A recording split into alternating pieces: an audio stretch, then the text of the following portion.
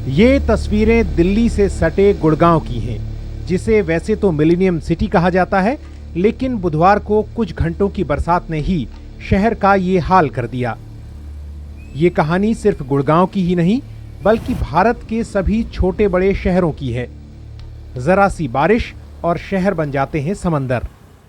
पिछले कुछ वक्त में हिंदुस्तान के अलग अलग हिस्सों में, चाहे वो देहाती हिस्से हों, कस्बाई हिस्से हों या शहरी हिस्से हों, वहां बाढ़ का चरित्र बदला है। वो ज्यादा खतरनाक हुई है, ज्यादा अप्रत्याशित हुई है। ऐसे में बाढ़ से कैसे लड़ा जा सकता है, आपदा प्रबंधन क्या हो सकता है, उसका एक नैसर्गिक तरीका है कि ऐसे जलाशयों को बचाना जो अब भी प्राकृतिक धरोहर हैं, लेकिन इन पर खतरा मंडरा रहा है। आंकड़े और एक्सपर्ट रिपोर्ट्स बताती हैं कि मौसम का मिजाज बदल रहा है।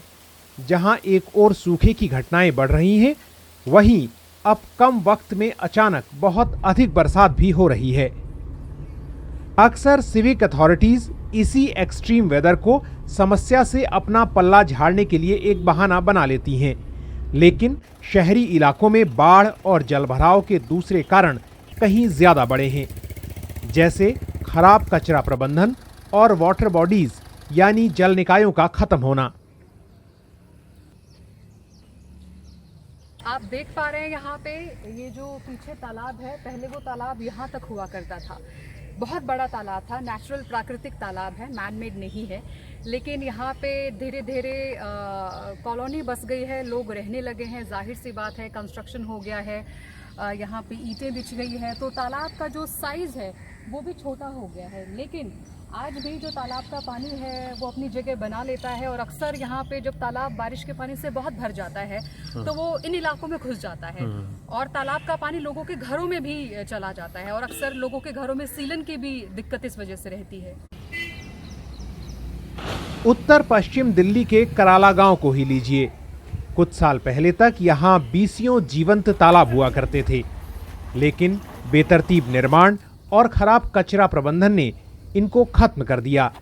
जाहिर है, जल निकायों पर कब्जा हुआ तो पानी की निकासी और स्टोरेज की जगह भी खत्म हो गई। अब बरसात होती है तो पानी लोगों के घरों में घुसता है। देखिए, वैज्ञानिक पिछले कई दशकों से ये कह रहे हैं कि एक्सट्रीम वेदर इवेंट्स, जिस तरह का फ्लड्स हमने देखा है या जो साइक्लोन्स हम देख रहे हैं, ये बढ़ने ही थे, क्योंकि ग्लोबल वार्मिंग की पूरी भूमिका है इसमें।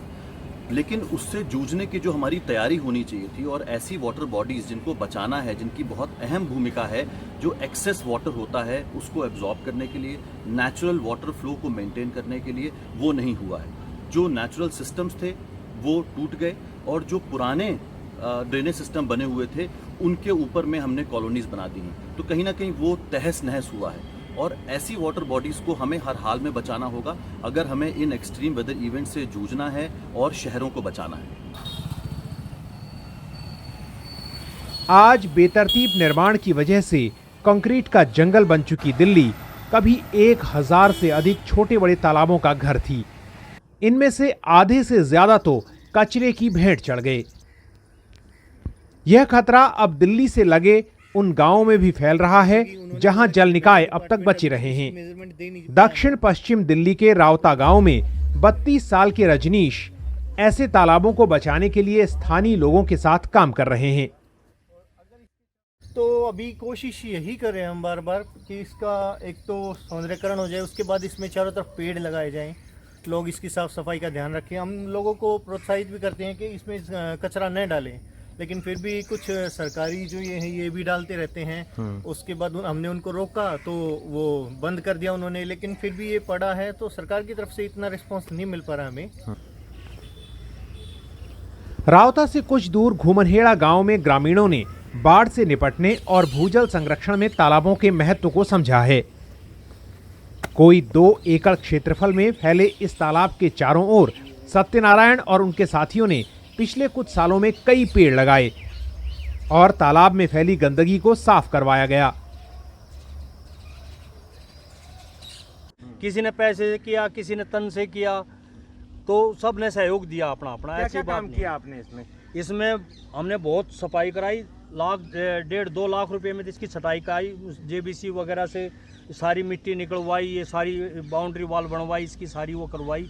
इसका करवा के बाद में ये फिनिशिंग, ये जो दीवार वगैरह करा रखी हमने खुद अपने पैसों से कराई है, वो बाहर की नहीं, ये जो ये अंदर की कर रखी है ना, ये सब ये बोरिंग वगैरह हमने सब कराई। ये पेड़ सारे कोई नहीं थे, सब काबलिया की कर दी, सब निकलवा के सब अपने आप वो करके मिट्टी डलवाई, इसमें भर्त कराया। आप दिल्ली को डेवलप करने के लिए हमारे एरिया में 17 लाख फ्लैट बनाने की बात कर रहे हैं, लेकिन वाटर कंजर्वेशन के लिए या इन जो वाटर बॉडीज़ हैं नेचुरल, उनको बचाने के लिए गवर्नमेंट के पास कोई खास या स्पेसिफिक पॉलिसी नहीं है। गवर्नमेंट आर्टिफिशियल लेक पे ध्यान दे रही है, जो भड़सवा में उन्होंने बनाई, रजौकरी में बनवाई, उस पर आप पैसे खर्च करके आप आर्टिफिशियल इसमें पानी भर रहे हैं, लेकिन जो ये नेचुरल है इसमें पानी पहले से ही है। इनके बारे में गवर्नमेंट के पास क्या पॉलिसीज़ हैं? इसी तरह कराला गांव का ये सरोवर भी उन चंद जल निकायों में है जिसे संरक्षित किया गया है, लेकिन इसके पीछे वजह पर्यावरण या बाढ़ प्रबंधन के लिए जागरूकता नहीं बल्कि कुछ और है। इसे इसलिए नहीं बचाया गया है कि पानी को बचाया जाए, इसे इसलिए बचाया गया है क्योंकि इसकी एक धार्मिक मान्यता है। यहाँ पर पीछे एक मंदिर है, यहाँ लोग पूजा करने आते हैं, दूर दूर से आते हैं, जो दिल्ली छोड़कर जा चुके हैं वो लोग भी आते हैं, और तो इस धार्मिक मान्यता की वजह से इस तालाब को बचाया गया है। लेकिन मुझे लगता है कि जब हम जल संकट की बात करते हैं दिल्ली के संदर्भ में, तो ऐसे जल निकायों की महत्वता और बढ़ जाती है। पिछले कुछ सालों में बाढ़ विनाशकारी होती गई है। सरकार ने इसी साल संसद को बताया कि साल 2018 में बाढ़ से 1800 से अधिक लोगों की जान गई और करीब 1 लाख करोड़ का माली नुकसान हुआ। फिर भी जल निकायों को बचाने की दिशा में सरकारी प्रयास धीरे ही रहे हैं। जाहिर है, ऐसी स्थिति में लोगों में जागरूकता ही एक बड़ी उम्मीद है।